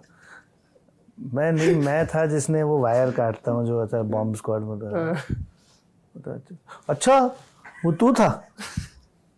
चल कोई नहीं, यहाँ क्या कर रहा है? मैंने आपके साथ ये मेरा कैरेक्टर है इसमें। अच्छा ये तू कर रहा है? अच्छा सर बेटा मिलते हैं सेट पे। ओके। वेरी ऑनेस्ट कि वो नहीं कि अच्छा ओ हाँ याद है वैसा कुछ दिखावा नहीं। वेरी ऑनेस्ट नहीं याद है, उन्हें नहीं याद है, उन्होंने देखा बोला अच्छा फिर ठीक है भाई यहाँ क्या कर रहा है? तो बहुत बेटी है ये, मजे लेने के लिए भी करते हैं कभी कभार, मुझे ऐसा लगता है। तो अरे यार ठीक है, मैंने अपनी बेइज्जती करा ली, जाके पूछे नहीं पूछता। तो शाहरुख सर वैसे हैं कि रजवाड़े हैं वो एक तरीके से, तो आए आपको बहुत अच्छे से वेलकम करेंगे। He would come, he would greet you, he would make you set, he would make you comfortable, feast you, बातें करेंगे इधर उधर की, आपके बारे में जानेंगे कहाँ से क्या कब कहाँ। बहुत प्यार से मिलेंगे, जब भी मिलेंगे हमेशा गले मिलेंगे, ठीक है, गले मिलेंगे। और कभी कभी ज़्यादा प्यार आता है किसी दिन तो सर पे किस करेंगे। जिस दिन उन्हें सीन बहुत अच्छा लगता है तो पास आके ज़रूर बोलेंगे कि यार आज तूने बहुत अच्छा किया, ऐसा ज़रूर बोलेंगे। एंड बहुत ही प्यारे इंसान है, बहुत ही lovely and charming person he is. Film में विकी कौशल का भी छोटा ही रोल है लेकिन बहुत इम्पैक्टफुल है, मतलब ऑडियंस उस किरदार को लेके निकली है साथ में।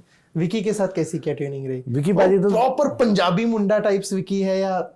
विकी बाजी is very intelligent and he is like a buddy. वो आपका मोहल्ले का एक दोस्त नहीं होता जिससे आप रात को सब कुछ काम कुम करके बोलते हो अरे विकी बाहर आना जरा बात करते। वो बिल्कुल वैसी वाली फील देते हैं। तो वो आपसे सारी बातें डिस्कस करेंगे, आपके क्राफ्ट के बारे में बात करेंगे। हाँ तूने ये किया था, अरे उस समय तूने ये पकड़ा, वो चीज़ बहुत बढ़िया थी, और यार वो मैंने किया उसमें ना मुझे ऐसा लगा, तुझे क्या लगा? मैंने मुझे ऐसा लगा। तो ऐसे करके बात करते रहते। तो बहुत सारी बातें, बहुत विकी सर के साथ तो बिल्कुल ही ऐसा लगता है कि यार वो आपका कॉलेज का दोस्त है and he will always talk to you like that and as a person also he is that easy. In fact वो जो दारू वाला सीन है मुझे विकी सर ने थोड़ी पी और हमें भी बोला थोड़ा तो तुम लोग भी लगाओ, मेरे साथ में अकेले कैसे पीऊँगा? तो हम बोल रहे अच्छा हाँ एक्चुअली में पिया था। हाँ ऐसे ही कि ताकि तुम जोन में रहो हल्के से। और वो शराब पीने का सीन है तो एक एक्टर के दिमाग में रहता है, मतलब ऐसा नहीं है कि कत्ल करने का सीन है तो आप किसी का खून करके आओ, नहीं ऐसी बात नहीं है। But there are few things जो कि आप थोड़ा कंट्रोल में आप उस सीन को और ऑथेंटिसिटी के पास पहुंचा सकते हो कुछ करके। तो आप जैसे कत्ल करने का सीन तो हाथ में चाकू तो पकड़ोगे ही ना, तो वो थोड़ी ऑथेंटिसिटी तो आएगी ना, उससे फील तो करोगे, इमेजिन तो करोगे, इमेजिनेशन के बाद ही तो ट्रांसलेट करोगे। तो उस वजह में उस टाइम पे उन्होंने बोला कि सर्दी भी है, तुम लोग थोड़ा थोड़ा मेरे साथ लगाओ, हम लोग सीन करते साथ। ठीक है। तो है विकी सर वैसे हैं कि आओ पैनिटी में आओ, ठीक है, आप 2000 वोडका पिलाते हैं। मतलब वो शूट के साथ ही वो चल रहा है विकी के साथ, मतलब वो एक है fun element, but it is all towards the work. मतलब वो वैसा नहीं है कि दारू पी के आउट हो गया, दारू पी लिए तो सीन नहीं होगा, ना वो नहीं है। It is all to the effect of that, so which I think you're an actor and आपको अपनी लिमिट और अपनी सीमा, अपना बैलेंस आपको समझ में आना चाहिए। आपने कभी किसी काम को हैम्पर नहीं किया, आपने किसी का टाइम खराब नहीं किया, and you have translated your scenes faster and beautifully. So anything which is helping the shoot. Great. Dunki की ही क्योंकि बात है, एक्टर्स की बात हुई है, राजकुमार मतलब आपका सिनेमाई करियर 2013 मटरू की बिजली का मंडोला से लगभग शुरू हुआ, लगभग 10 साल हो चुके हैं. राजकुमार हिरानी के साथ काम करना एज अ डायरेक्टर, आपको क्या लगा कि उनका मैजिक कहाँ अलग है बाकियों से? बहुत प्रिसाइज है. And the scenes which he rights, वो इतने इनोसेंस और विटी जोक्स होते हैं सर कि उफ, मतलब ये और उन जोक्स को ट्रांसलेट करना भी बहुत मुश्किल होता है. पर क्या क्या चीज़ें हर बारी कुछ ना कुछ एक नया एंगल, एक कुछ निकाल के लाते हैं सर, और नई बात निकाल के लाते हैं, जो कि बहुत ही कमाल है. राइटिंग पे इतनी बढ़िया पकड़ और इतना बढ़िया काम करते हैं सर कि he knows what he wants, और बहुत ही प्रिसीजन में उनको चाहिए. He is like mister perfect. तो वो है. अच्छा, हर कदम काफ़ी सोचा समझा होता है. राजकुमार हिरानी की ही बहुत मतलब काफ़ी फिल्में उन्होंने हिट दी हैं, जिसमें से एक मुन्ना भाई सीरीज भी है. जी. अब उसका थर्ड जो पार्ट आना है, उसका करीब आई थिंक 8-9-10 साल पहले या कुछ सालों पहले एक छोटा सा टीजर टाइप आया था, मुझे नहीं पता आपने देखा है नहीं, जहाँ पे इंग्लिश को लेके बातें चल रही थी कि वो अमेरिका जाएंगे और वहाँ मुन्ना और सर्किट अमेरिका जा रहे हैं टाइप्स. अब जब डंकी रिलीज हुई तो सोशल मीडिया पे कुछ लोगों ने इसे मुन्ना भाई का ही डायल्यूटेड वर्जन बोला कि मुन्ना भाई 3 जो आ रही है, क्योंकि इसमें भी इंग्लिश का सीन है, काफ़ी सारे इंग्लिश का इंपॉर्टेंट एलिमेंट है. और जो तीसरे का जो टीजर आया था छोटा सा काफ़ी टाइम पहले, उसमें भी वही था. इस पे कुछ रिएक्शन? मुझे आइडिया ही नहीं है इस बात का जो आप मुझसे पूछ रहे हो जी. और इनफैक्ट मैंने ये बात नहीं सुनी अभी तक Okay. कि मुन्ना भाई का वर्जन है कुछ है. बाकी हाँ, इंग्लिश इज़ अ वेरी, मतलब लैंग्वेज के ऊपर तो बहुत बड़ा कमेंट है ही यहाँ पर, बिकॉज जैसे एक स्टेटमेंट है कि भाषा क्या है, एक माध्यम ही तो है बात रखने का. उस भाषा के बेसिस पे भेदभाव तो नहीं कर सकता मैं, क्योंकि वो माध्यम है. आपकी भाषा अलग है, मेरी भाषा अलग है, और ये भाषा है, ये कोई कंपटीशन थोड़ा ना है. हमने इसे कंपटीशन बना दिया है. That is how we look at world. In fact बहुत सारी ऐसी चीज़ें जिन्हें हमने कंपटीशन बना दिया है, जो कि इसलिए कंपैरेटिव्स होते हैं. तो आर्टिस्ट को तो खैर बहुत ही तकलीफ होती होगी, मुझे ऐसा लगता है. किसी भी एक आर्टिस्ट को उसे लगता होगा यार अब ये उससे अच्छा या बुरा कैसे बताऊं, ये वो है और ये है. मतलब आपने 2 घड़े बनाए, बोले ये अच्छा घड़ा है, दूसरा बोलेगा ये अच्छा घड़ा है. वो तो आपकी आय और पर्सपेक्टिव पे ना, उसने तो उतनी शिद्दत से दोनों घड़े बनाए. कंपटीशन का जिक्र किया, आर्टिस्ट का जिक्र किया, तो कहीं ना कहीं जो फिल्में हैं उनको हिट या फ्लॉप मापने का जो पैमाना है वो बॉक्स ऑफिस माना गया है. सालार रिलीज हुई है डंकी के साथ, जिसका कंपैरेटिवली बॉक्स ऑफिस बहुत ज़्यादा है डंकी के कंपैरिजन में. कहीं ना कहीं बतौर एक्टर या डंकी का पार्ट होने के नाते लगता है कि अगर सालार साथ में रिलीज नहीं होती तो शायद डंकी का बॉक्स ऑफिस ज़्यादा ऊंचा होता. पता नहीं, शायद बहुत ही ये फिर वही सवाल है कि मतलब सबसे बड़ी दिक्कत ये है अविनाश कि हमारे पास ना वैल्यू करने का सिर्फ एक ही सिस्टम बच गया है, एंड दैट इज मनी. अब चाहे बंदा हो, पिक्चर हो, आर्ट हो, साइकिल हो, गाड़ी हो, कुछ हो, वैल्यू करने का माध्यम सिर्फ और सिर्फ ये है कि पैसा ही एक ओनली माध्यम है.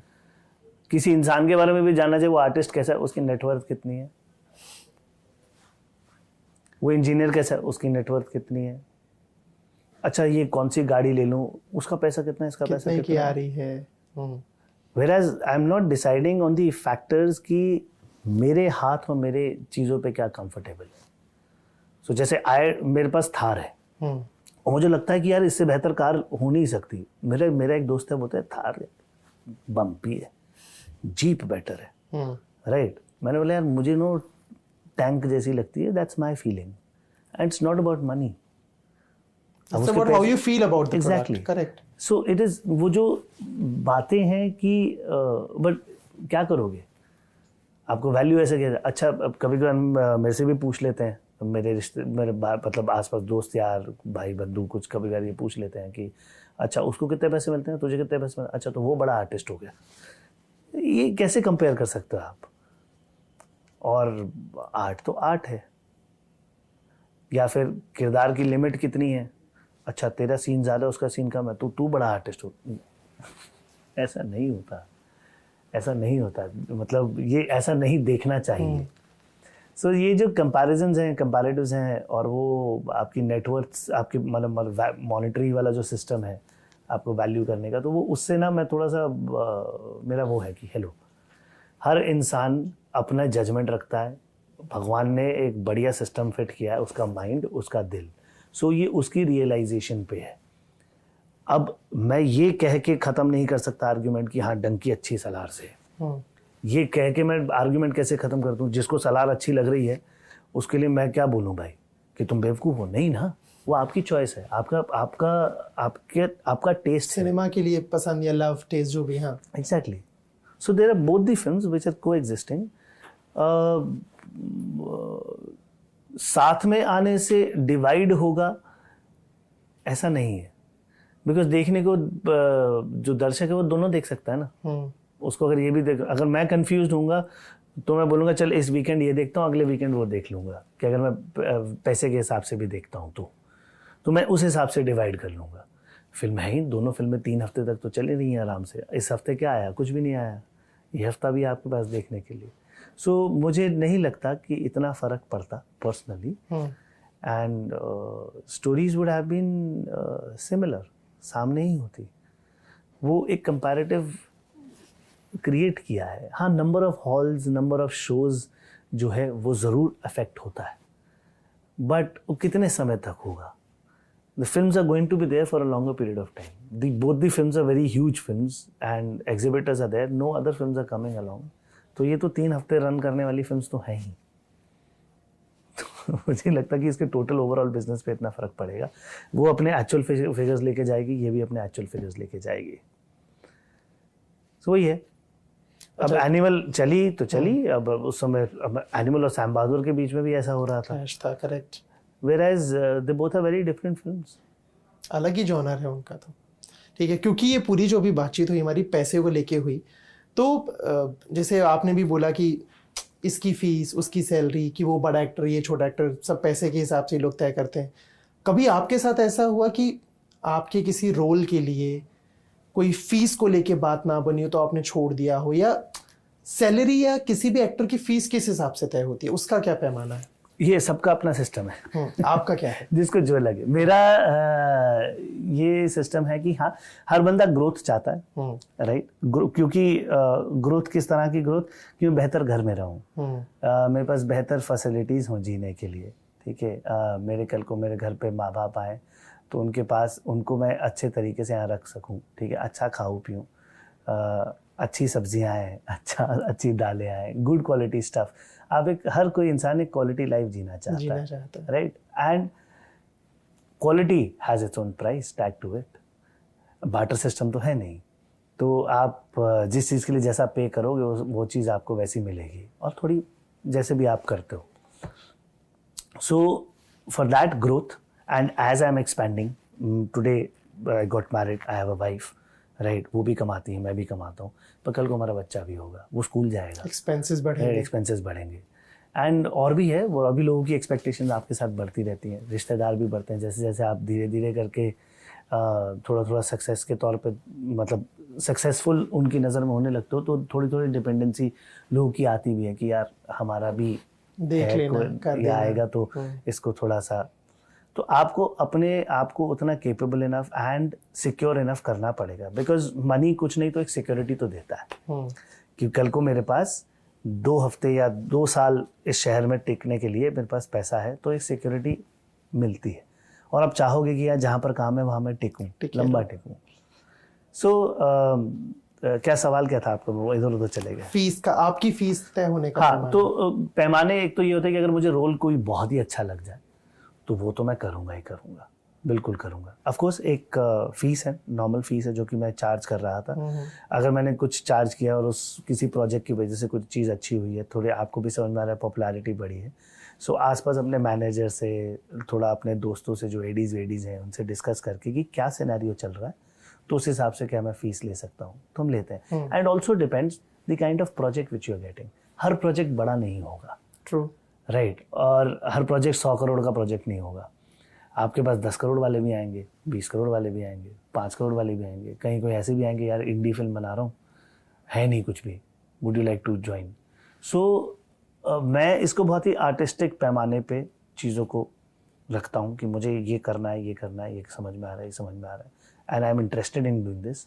सो whatever I am interested in doing something, मैं तो वो करूँगा ही। Of course looking at the practical side and expenses of my life, तो मेरे एक्सपेंसेस को भी मुझे महीने भर में मीट करना है। Bombay is an expensive city, किराया दोगे जो भी करोगे। यहाँ रहने के लिए मुझे लगता है एक आम आदमी को normally to live a decent life minimum 50 से 60 हज़ार रुपये तो आपका महीने का खर्चा जाएगा ही जाएगा, अगर आप एक नॉर्मल से घर में रहते हो, नॉर्मल मिडिल क्लास लाइफ जीते हो तो उसके अलावा जो लग्जरीज हैं, going to restaurants and having parties and all that सब, इस तरीके का कुछ लाइफस्टाइल बनाते हो तो आप समझ लो आपका लाख 2 लाख 3 लाख ऐसे जाएगा ही जाएगा। बहुत मतलब है, महंगा शहर है, तो वो एक्सपेक्टेंसी मीट भी आपको करनी होती है। तो इसका एक बैलेंस बनाने की कोशिश करते हैं और दैट्स हाउ इट इज़। बड़ी फिल्म मिलती है तो ऐसा लगता है कि हाँ यार अब ये कोई फिल्म है तो इसका कुछ परसेंट, जितना परसेंट ये लोग फिल्म में बना रहे तो आप भी तो उस फिल्म को वैल्यू दे रहे हो ना, उस वैल्यू का रेंडिशन वापस होना चाहिए। तो इस तरीके की चीज़ें हैं, कुछ चीज़ें आर्टिस्टिक तौर पे करनी पड़ती हैं, कुछ चीज़ें मॉनिटरी तौर पे करनी पड़ती हैं। ठीक है, जैसे मैं पूछ रहा था कि जब किरदार हिट होता है, जब फिल्म हिट होती है, आपके किरदार को पसंद किया जाता है, तो उसके बाद ऑडिशंस का जो सिलसिला है वो कैसे कम होता है? आपका खत्म हो गया या अभी भी होता है कि पहले कैरेक्टर के लिए ऑडिशन होगा या सीधे रोल ऑफर हो जाता है? अभी थोड़ा बहुत पिछले कुछ सालों में ये हुआ है कि कभी कभार रोल्स सीधे ऑफर हो जा रहे हैं, कभी कभार। मैं ओपन हूँ इस आइडिया के लिए कि आप मुझे ऑडिशन के लिए बुलाते हैं, मैंने बुलाइए, आपका काम है टेस्ट करना, करिए, एंड आई एम देयर। आप मुझे अभी भी बुलाएंगे, मैं कल भी ऑडिशन दे रहा था।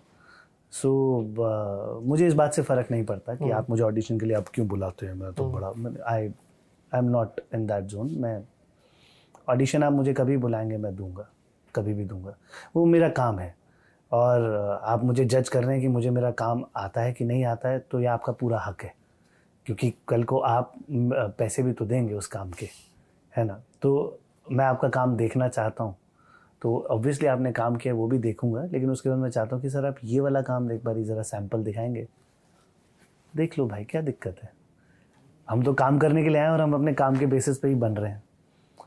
सो ये वाली चीज़ है।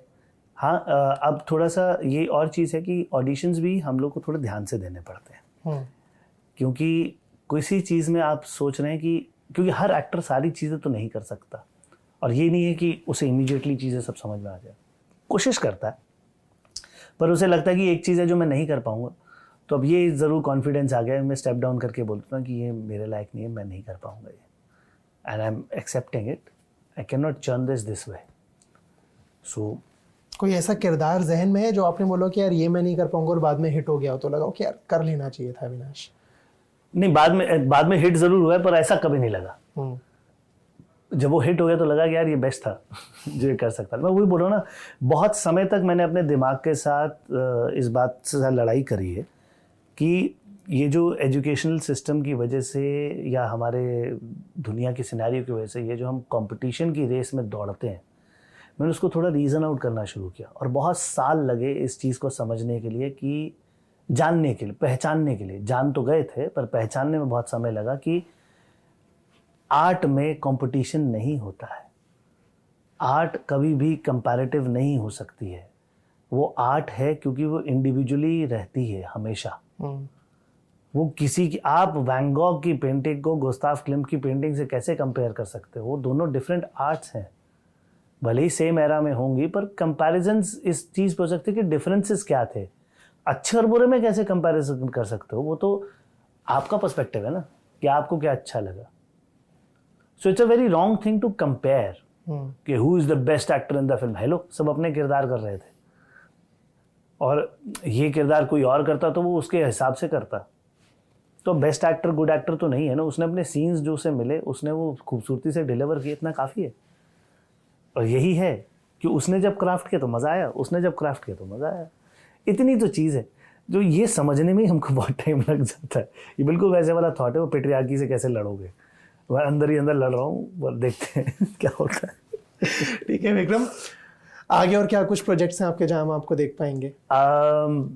एक वेब शो किया था Amazon के लिए, अभी अननेम्ड है, बैंड के ऊपर है, तो बैंड, हाँ, तो या बैंड वाले ऐसा कुछ होगा, अभी नाम प्रॉपरली नहीं है, Amazon पे आएगा वो। एक वो शो किया है, स्वानंद किरकिरे जी हैं उसमें एज ए मेन लीड, अपने अविनाश जो वो हैं, अविनाश कह रहा हूँ, हाँ सिंगर हैं, उन्होंने डायरेक्ट किया है। सो ये है अक्षत करके हैं, वो डायरेक्टर हैं उस शो के, OML का प्रोजेक्ट है। उसके बाद एक फिल्म की है लक्ष्मण उत्तेकर प्रोडक्शन जी के वहाँ से, तो उसमें एक मेन कैरेक्टर किया है, विलन है, 2 भाई हैं, तो वो किया है। कठपुतली फिल्म्स है वो फिल्म, प्रोडक्शन हाउस, हाँ, वो आएगा। और एक पुराना एक शो मैट मिडास के साथ एक शो किया था, वो आएगा। एक इंडी फिल्म की हुई है, आई होप कि उसको भी उसका ड्यू मिले, एंड वो हरियाणा में शूट की थी, डंकी के दौरान ही शूट की थी, तो एक है बढ़िया सी सर्वाइवल स्टोरी है, सो वो एक फिल्म है। So I am just looking out for these things to come out, और बाकी हाल फिलहाल खाली हूँ, just looking out for good projects to come and better one what I have done earlier, उससे बेहतर कुछ मिले, so I am waiting for that thing to happen. So thank you so much Vikram. उम्मीद है जितना आपका 2023 खूबसूरत, प्यारा और धमाकेदार रहा, जो आपने फिल्म्स बताई, जो प्रोजेक्ट्स बताए, 2024 वैसा ही एकदम कड़क मसालेदार रहे। सो थैंक यू सो मच हमारे साथ जुड़ने के लिए और ढेर सारी बातचीत के लिए। Thank you.